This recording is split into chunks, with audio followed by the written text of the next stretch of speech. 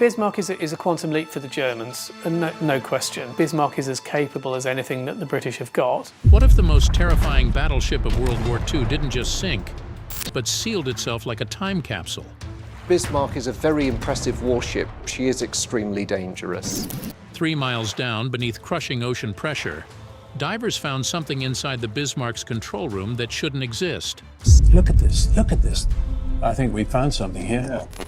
A notebook with legible ink, a compass with no magnet, a red light that pulsed in the dark, and a sealed hatch that refuses to open. What was the Bismarck really hiding? Technology ahead of its time, or something even more disturbing? The oil-sealed tomb. Why the control room was so unnaturally preserved? No one expected it to look like that. 3 miles beneath the Atlantic, in crushing blackness, the control room of the most feared battleship of World War II sat like it had been locked in time, not destroyed, not swallowed by the sea, but eerily preserved. The mere submersible's light swept across walls glazed in what looked like amber-colored tar. Wires still dangled like veins. Rust coated the floor, sure, but the room wasn't collapsed, like the Titanic's interior. Something was keeping this place sealed, preserved. And that something? Oil. Thick hydraulic oil. Turns out, during the final chaos, the Bismarck's machinery ruptured. And that oil spilled into the control room, coating everything like a funeral wrap. The pressure down there? Nearly 7,000 pounds per square inch. Oxygen? Basically zero. Combine those with the freezing cold of the deep Atlantic and you get a natural mummification chamber. That's not an exaggeration. Dr. Joe McInnes, a deep-sea specialist who consulted on early dives, even said the environment was hostile to life but friendly to death. Everything organic was soaked in oil and starved of oxygen. Leather didn't rot. Paper didn't crumble. Even the ink on the notebook. Still legible. But it gets stranger. Why was the entire control room like this and not other parts of the ship? The officers' quarters? Gone. The deck? Obliterated. But the Admiral's bridge? Somehow protected. Some divers think it wasn't just luck. That this wasn't just oil and pressure doing nature's thing. They think the Bismarck's layout, its very architecture, funneled oil into that room, like it was designed to be a sealed vault. And guess what? That fits with another theory. There are rumors, never confirmed, but never fully denied, that certain German battleships were built with crash vaults to protect intelligence in the event of a sinking. Think about it. A warship this big, this secretive, packed with Nazi tech and classified comms. Wouldn't someone plan to protect the inner sanctum? Cameron's team never found anything like a safe. But that notebook? Preserved against all odds? It acted like it had been placed inside one. And the rusticles, those strange rust icicles that grow on wrecks, avoided this room like it was off limits. Like the sea knew not to touch it.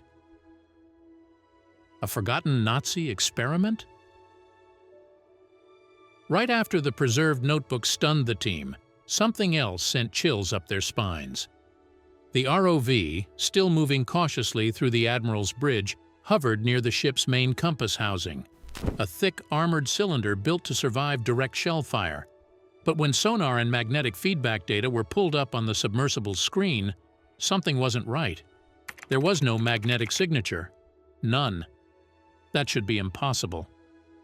Battleships of the era relied on magnetic compasses encased in heavy metal and protected by layers of steel shielding. They had to survive storms, bombs, and chaos. But here, the readings came back cold. It was like the compass wasn't even there. So the team adjusted their sensors, thinking maybe the damage had scrambled things. Nope. They scanned again. Still nothing. And that's when one of the engineers on the mission remembered something buried in obscure German naval documents, something even historians barely talk about. The Bismarck may not have used a standard magnetic compass at all.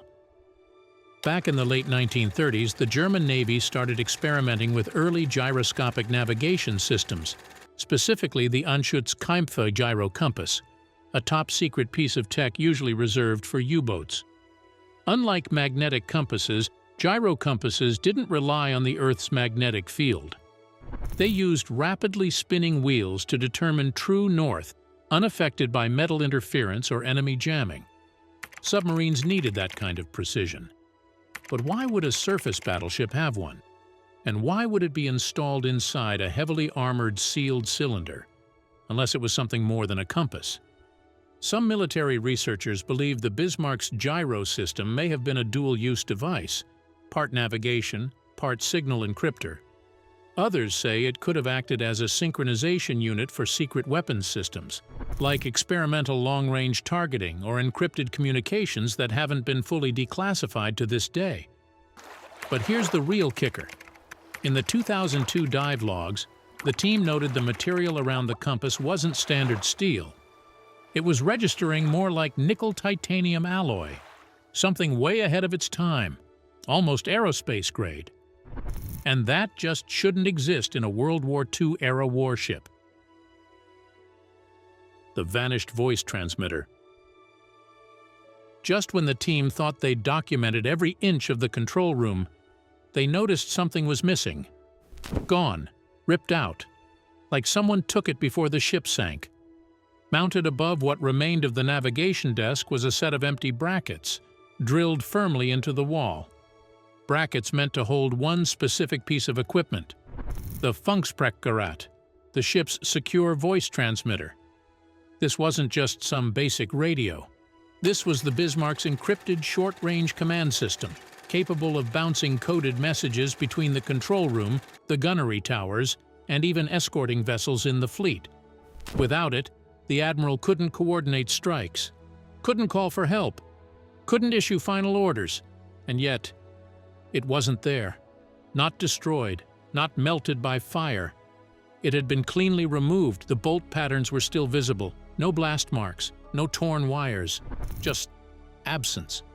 Why would anyone take that? And more importantly, when? If it was yanked before the ship sank, it means someone knew what was coming.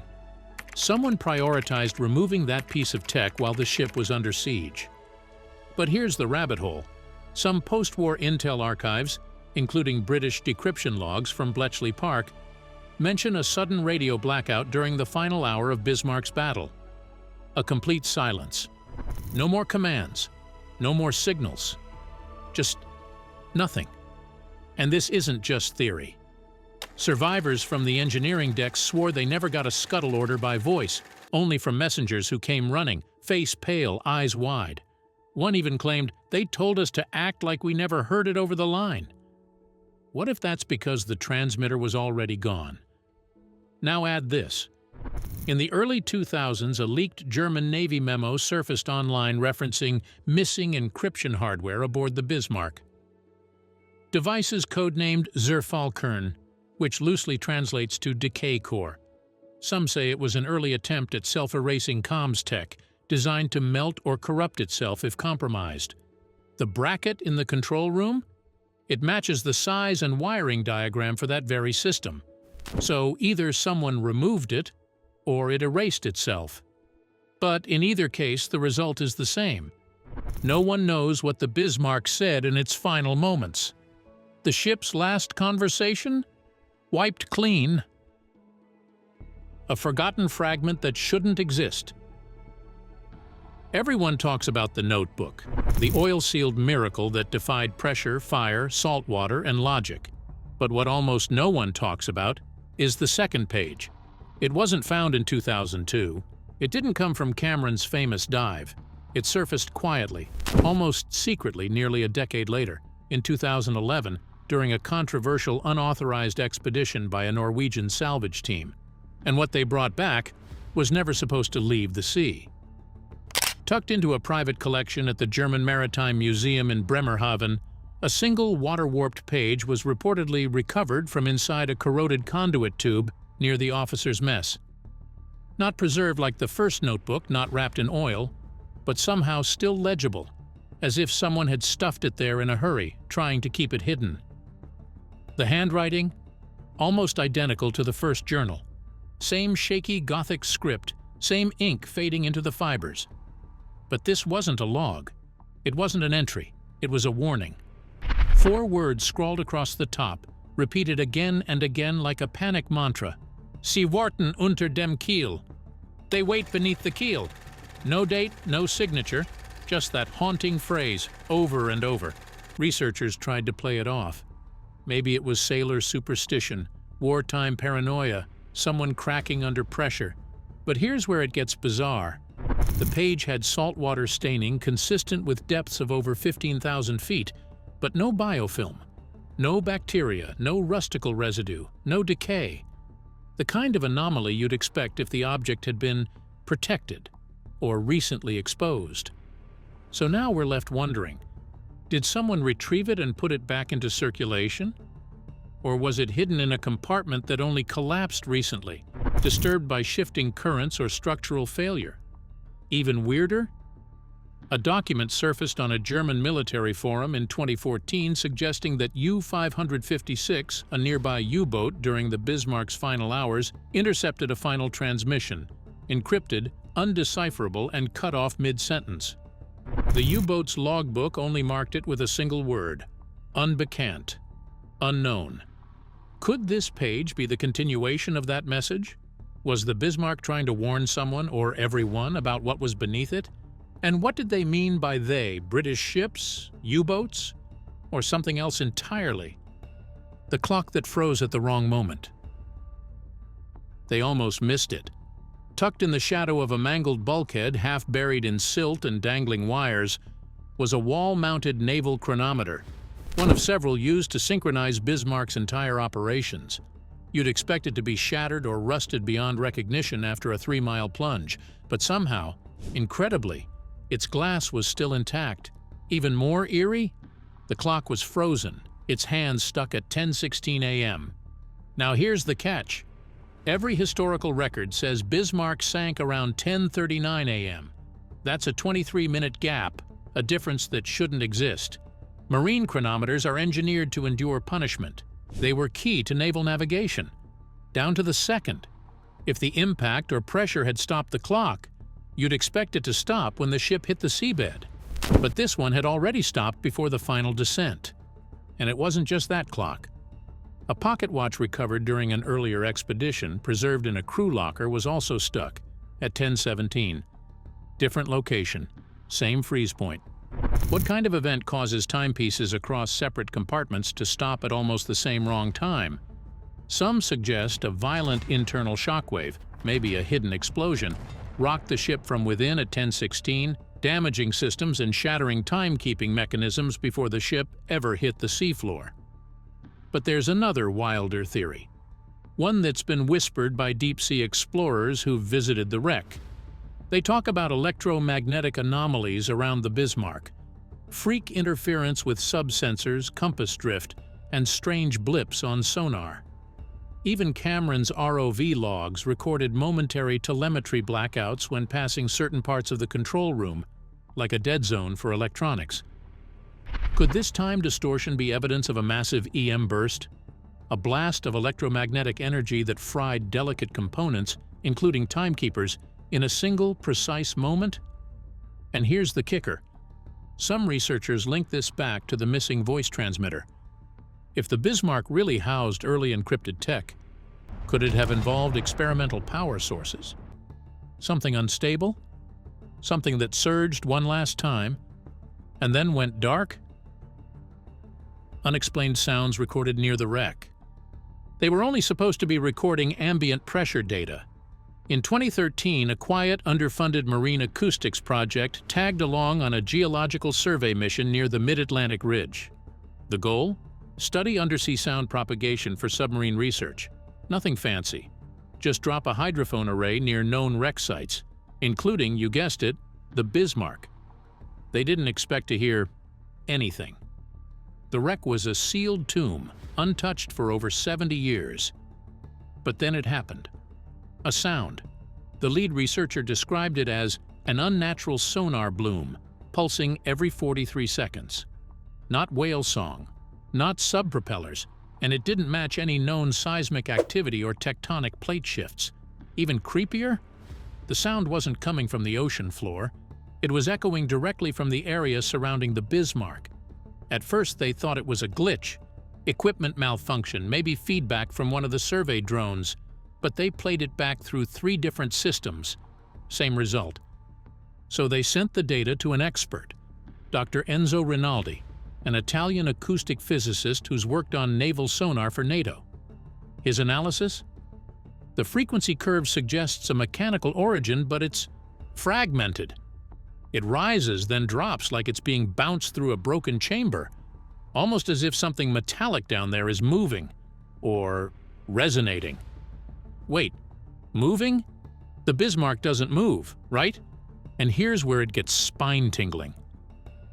Every time the hydrophones were repositioned closer to the control tower, the very bridge where the preserved notebook was found, the signal became clearer, louder, but only for a few minutes at a time. Then it would vanish. Total silence.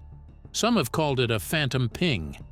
Others, a last echo from the ship's internal systems, somehow reverberating across decades, trapped in pockets of sealed air, pressure chambers, or twisted ducts. But the more imaginative theory? The Bismarck isn't done talking. Some believe the sounds are linked to the second notebook, to the missing transmitter, or even the bizarre compass that wouldn't point north. One fringe theory claims the ship carried a signal-based prototype designed to operate autonomously, and it's still down there, firing into the void like a ghost with no one left to hear. The red light glare. It lasted less than 4 seconds. During one of James Cameron's final 2002 dives, specifically Dive 17 according to archived logs, the remotely operated vehicle Jake was exploring a narrow corridor behind the communications suite, just a few feet from where the missing voice transmitter should have been. The team on board the Mir submersible was watching the ROV's live feed, monitoring sonar, light levels, and camera diagnostics. Everything was running smoothly, and then suddenly the monitors flared red. A soft, dim glow, like a weak flare, appeared at the end of the corridor. No sparks, no external light from the ROV itself, just a faint red orb hovering near the ceiling inside the wreck. Jake's infrared camera registered a localized heat spike of 2 degrees Celsius, barely anything, but anomaly enough for a ship that's been cold for over 60 years. The light flickered, pulsed, then vanished. No heat, no glow, just darkness again. Naturally, the team assumed it was a lens flare, a camera glitch, until they rewound the raw video and realized the reflection was visible in the surrounding metal. In other words, it wasn't a software glitch. Something was actually glowing down there. This detail never made it into the public documentary. Too speculative, too strange, but it made it into the internal dive reports. One engineer, writing anonymously in the post-dive memo, noted, "Whatever it was, it didn't behave like an electrical spark. It lingered. It moved." Now here's the kicker. In the weeks following that dive, several ROV operators reported sudden magnetometer interference when reapproaching that corridor. Compass drift, electrical twitching, and most disturbingly, battery drain. Fully charged packs dropped to 0 in minutes. One operator joked that the Bismarck had its own electromagnetic heartbeat. That corridor, by the way, it connects the control room to the rudder control system, the very same system that was jammed by the British torpedo, the shot that sent the ship into a fatal circle, the very place survivors swore was sabotaged from inside. So what was that light? An energy leak? A decaying capacitor firing one last time after decades? Or was it something else? Something reactivated by the ROV's presence. The sealed hatch. No one can explain. Most of Bismarck's wreck is exactly what you'd expect after a brutal sea battle and a 15,700-foot plunge. Twisted steel, collapsed decks, blown-out bulkheads. But there's one part of the ship that refuses to behave like the rest. A single hatch, located just beneath the control room, is still sealed shut. In 2019, a French-German joint dive mission sent a new generation of deep-water drones, armed with ultra-fine manipulators and sonar mapping software, into parts of the wreck never fully explored. They were scanning what's known as Compartment D3, an access corridor rumored to link the Admiral's private planning room to a now collapsed internal vault. And there it was, a circular bulkhead hatch, pristine compared to the rest of the ship. No blast marks, no structural damage. Even the locking mechanism was untouched. In fact, when they swept it with laser measurement tools, the pressure seals were still perfectly aligned, meaning it's airtight. Now pause for a second. This hatch sat just meters from where the first notebook was found, and just below the location of the missing transmitter bracket. And yet, after nearly 8 decades under nearly 7,000 pounds of ocean pressure, this one door hasn't moved, hasn't buckled, hasn't cracked. Why? Here's where things get weird. The drone tried to scan inside using a ground-penetrating sonar burst. What came back? A scrambled hollow cavity, but not empty. No clear signal on contents, just a dense metal-dampening anomaly. Some engineers speculated it was a reinforced container. Others whispered something far stranger. A Faraday cage. You know, the kind used to block electromagnetic fields. That raised a whole new theory. Was something being shielded inside this compartment? Something sensitive? Experimental? Dangerous? One declassified German naval schematic hints at a compartment in this exact location codenamed Project Saphir. No description, just a label. Now here's the kicker. The team had the tools to open it. Microtorches, cutting arms. They could have breached it, but they didn't. The Bismarck is classified as a war grave, protected by international law. Cracking that hatch? It would have violated the agreement, and maybe stirred something best left sealed. Click the cards on the screen now.